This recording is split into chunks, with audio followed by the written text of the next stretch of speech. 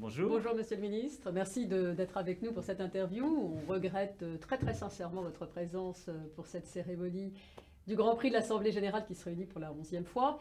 Donc je propose de vous poser quelques questions et puis ensuite d'adresser un mot aux lauréats. Alors, suite aux controverses sur la rémunération des dirigeants et au rejet inédit de la première résolution du CNP, la Commission des lois a déposé un amendement avec le soutien du gouvernement pour rendre ce vote à la fois contraignant et ex-ante, ce qui mécaniquement va renforcer le pouvoir de l'Assemblée générale vis-à-vis du Conseil d'administration. Alors, jusqu'où, selon vous, l'équilibre des pouvoirs entre l'Assemblée générale et le Conseil d'administration devrait évoluer et à quel horizon? Ce sont des sujets qui sont toujours sensibles et bien souvent des mauvais sujets de controverse. Et donc il est important de trouver la bonne régulation sur ces sujets de rémunération. Ce sont des sujets d'actionnaires. Et en même temps, il faut articuler le droit des actionnaires, les intérêts sociaux de l'entreprise, parfois les marchés pertinents des managers ou des talents de l'entreprise qui supposent d'être dans une compétition internationale avec quelques profils qu'on veut recruter et donc parfois en effet atteindre des salaires très élevés. Et puis le sentiment de décence publique, comme disait Orwell, qui consiste à rendre explicable à nos concitoyens ces rémunérations. Ce sont ces différents objectifs qu'il faut articuler. Le choix qui a été fait par le gouvernement en 2013, ça a été de ne pas légiférer sur la problématique des salaires, mais de confier en effet ce point à la gouvernance d'entreprise, le code AFEP-MEDEF, et donc de définir une règle, le say on pay, c'est-à-dire un vote indicatif a posteriori. Vous l'avez souligné, pour Renault, il y a eu un vote négatif. Cela a créé de la tension, parce que les gens ne comprennent pas à ce moment-là pourquoi ce vote n'entraîne pas de conséquences. La haute autorité en charge de la gouvernance des entreprises, au Conseil de la gouvernance des entreprises, pardon, s'est exprimée sur ce point d'ailleurs et a écrit une lettre assez sévère à Renault pour se conformer au vote des actionnaires. Mais on voit bien qu'il faut ajuster aujourd'hui le système. Il faut l'ajuster d'abord en reconfirmant que ça n'est pas à la loi de fixer un plafond en multiple du SMIC ou en montant absolu de rémunération, parce que ça ne serait pas conforme à un bon fonctionnement de notre économie dans un monde ouvert. Deuxième point, qui consiste à dire il faut évidemment que le Conseil garde ses compétences en termes de recrutement, en termes de notation, ses compétences de base en termes de rémunération, mais il est important qu'on puisse bien conforter et préciser le rôle que les actionnaires ont à jouer. C'est ce troisième élément que les modifications législatives sont venues porter. Elles me semblent en ligne avec la philosophie qui est la nôtre depuis le début. En faisant quoi? D'abord en disant, comme la directive européenne le prévoit, eh bien c'est à l'Assemblée générale des actionnaires de fixer en quelque sorte la politique de rémunération, le cadre.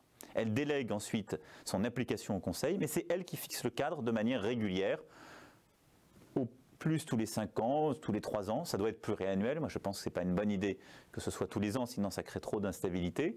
Mais il faut que tous les 3 à 5 ans, l'Assemblée générale définisse une politique dans le cadre de laquelle le Conseil vient exercer ses compétences. Et puis, la deuxième chose, c'est de dire quand il y a une expression de l'Assemblée générale des actionnaires qui ne vient pas confirmer la pratique du Conseil sur un cas précis, et donc ça c'est l'équivalent du say on pay, il faut que ça ait une conséquence plus concrète, et donc qu'on demande au Conseil de reconvoquer dans ces cas-là une AG pour resoumettre des décisions de rémunération qui soient conformes à ce que l'Assemblée a voulu.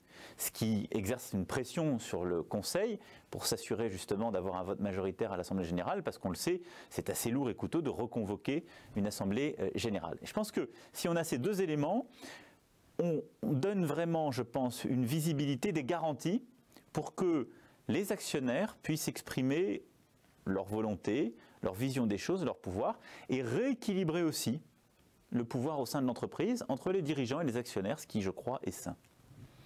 Alors, sur un tout autre sujet, les investisseurs institutionnels internationaux semblent avoir pris la mesure de l'impact matériel des enjeux climatiques sur la performance économique et financière et attendent de plus en plus les entreprises sur ce thème-là. Et si les conseils d'Exxon et de Chevron ont refusé de soutenir les résolutions qui ont été déposées sur ce thème à leur Assemblée générale, Total, à l'inverse, a produit un document, Intégrer le climat à notre stratégie, en réponse à une coalition d'investisseurs. Donc j'ai envie de vous demander s'il est pertinent d'aborder les enjeux climatiques en Assemblée générale Et puis de façon plus générale, quel est le lien que vous établissez entre les performances environnementales, économiques et financières? Écoutez, je pense que c'est très pertinent et que Total a eu raison en effet de préempter ce sujet et d'avoir une communication financière active sur ce volet. D'abord parce que pour Total, c'est aussi en quelque sorte le cœur même de sa stratégie et la soutenabilité de celle-ci qui est en question. Et donc ils ont eu raison de le préempter, de voir loin. Plus largement, je pense aujourd'hui que la responsabilité sociale et environnementale, ça doit être au cœur de l'entreprise. Ça n'est pas simplement un document annexe qu'on fait de manière formelle parce qu'on l'a demandé et que des textes l'ont prévu.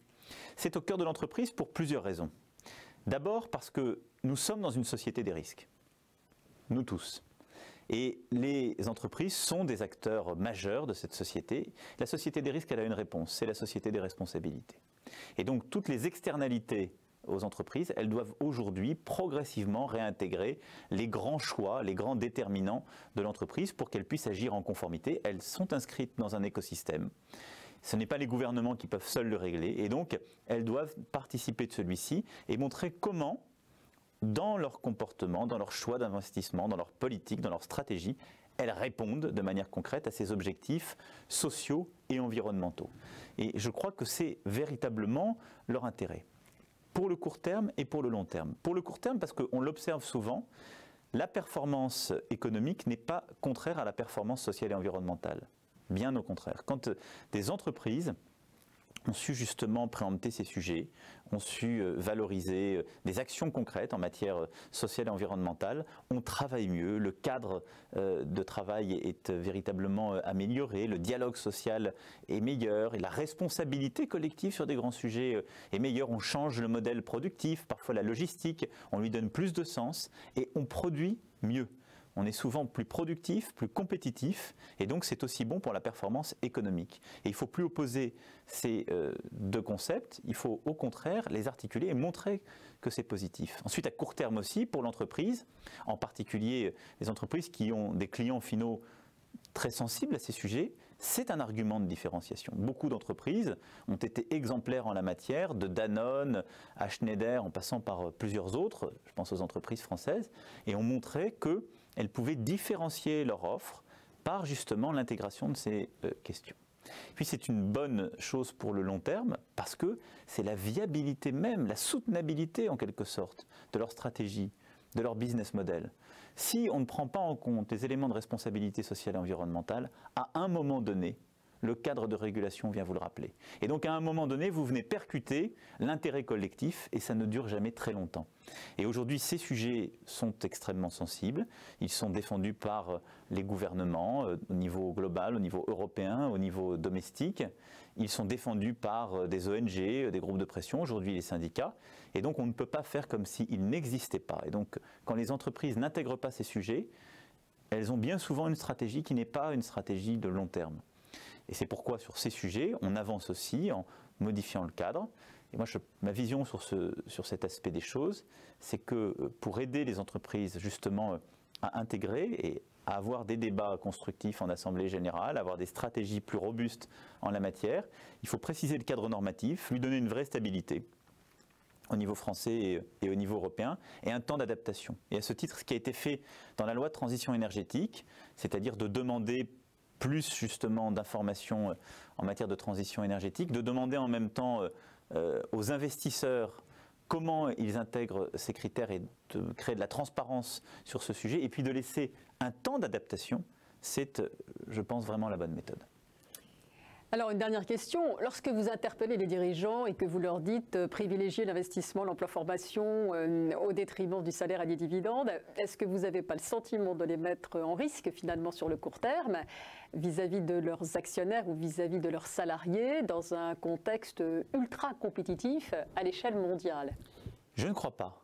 Et d'ailleurs, en quelque sorte, si on voulait avoir l'esprit paradoxal, je dirais que je ne dis pas autre chose que la lettre adressée à nombre de CLPs et investisseurs par le dirigeant de BlackRock.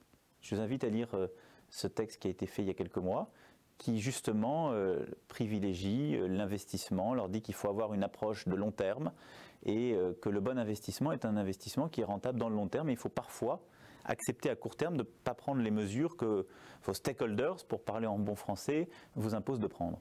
Qu'est-ce que j'ai voulu dire par là? Une entreprise, quand elle se développe, quand elle a une stratégie à long terme, eh bien oui, elle doit savoir parfois privilégier l'investissement en capital productif et l'investissement en capital humain sur des logiques plus court-termistes parfois. Et le compromis français, il s'est fait en faveur du salaire et du dividende ces dernières années. Pour une explication simple, c'est notre écosystème. Les grands groupes ont eu plutôt des compromis salariaux généreux et ils ont tiré le reste branche par branche et ils ont eu une augmentation salariale nettement supérieure à ce qu'on a pu voir en Allemagne, même dans les années de crise. Et nous avons une base actionnariale qui est majoritairement anglo-saxonne et qui a été plus exigeante en termes de versement de dividendes que, par exemple, certains actionnaires familiaux qui, en Allemagne, au moment de la crise, ont renoncé aux dividendes plus fortement que d'autres. Il ne s'agit pas de créer des alternatives factices. Il faudra toujours rémunérer l'ensemble des facteurs de production. Ce que j'ai voulu dire par là, c'est qu'au fond, on a 3 éléments qui doivent être servis par une entreprise et qui constituent son intérêt social. Rémunérer de manière juste et équitable les salariés qui font l'entreprise et permettent de développer son activité. C'est le salaire et c'est la dynamique salariale. Et là, il faut qu'elle soit corrélée à la productivité. Quand on a une productivité qui n'augmente plus ou qui stagne, ça n'est jamais bon à moyen long terme d'avoir une dynamique salariale forte. Et c'est là où il faut un compromis salarial cohérent. Il ne s'agit pas non plus de sous-payer les gens ou quand l'entreprise a des vraies performances, de ne pas leur faire partager celles-ci. C'est d'ailleurs à ce titre que je défends aussi fortement l'intéressement et la participation comme étant très pertinents en la matière. Le deuxième volet, c'est évidemment la rémunération des actionnaires, ce qui est une nécessité pour continuer à vous développer et continuer à attirer de nouveaux actionnaires, vous accompagner dans votre croissance. Mais là aussi, il faut que les actionnaires prennent en compte la stratégie de long terme de l'entreprise et n'aient pas qu'une approche court-termiste de maximisation des dividendes. Le dividende, il est nécessaire, il est légitime, c'est la rémunération du facteur capital, mais il ne faut pas qu'il vienne en quelque sorte comme l'objectif premier. Parce que le troisième volet, c'est l'investissement. C'est l'investissement dans l'emploi et donc réussir à faire progresser l'entreprise, l'investissement dans la formation de vos salariés pour accompagner les transformations en cours, l'investissement dans le capital productif, et donc l'équipement, la modernisation, et en particulier aujourd'hui avec l'industrie du futur, la transformation du capital productif de l'entreprise. Et puis c'est aussi l'investissement sur le long terme, comme nous l'avons évoqué, en matière sociale, environnementale.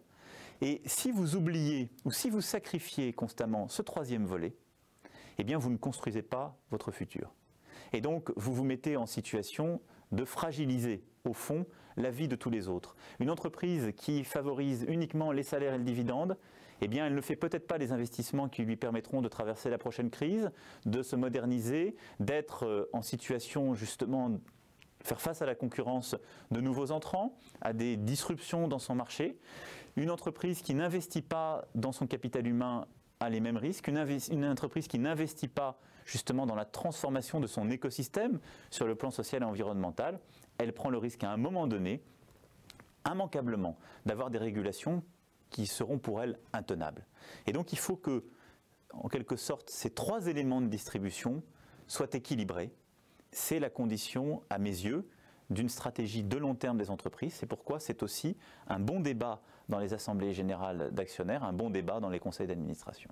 Alors on a 2 lauréats cette année, Edenred et Air Liquide, qui justement investissent de façon équilibrée entre ces 3 éléments.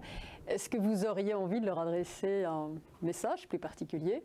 Écoutez, d'abord un message évidemment de félicitations. Je pense que c'est extrêmement important de valoriser les bons exemples et de les mettre en avant, d'expliquer pourquoi. Et je crois beaucoup à cette logique de la valorisation des bonnes pratiques. Donc bravo aux 2 lauréats de cette année pour cela.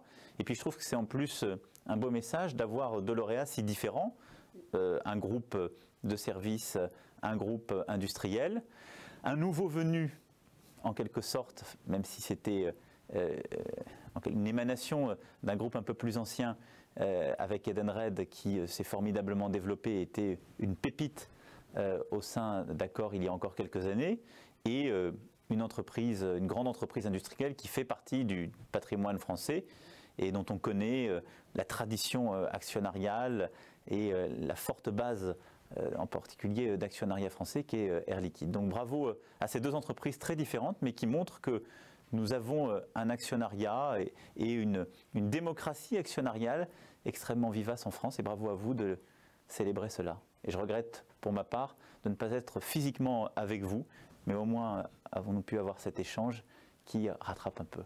Rattrape un petit peu. Merci beaucoup, Merci Monsieur à le vous. ministre, pour votre contribution. Et je crois qu'effectivement, les lauréats et le public ici présent sera très touché de cette implication.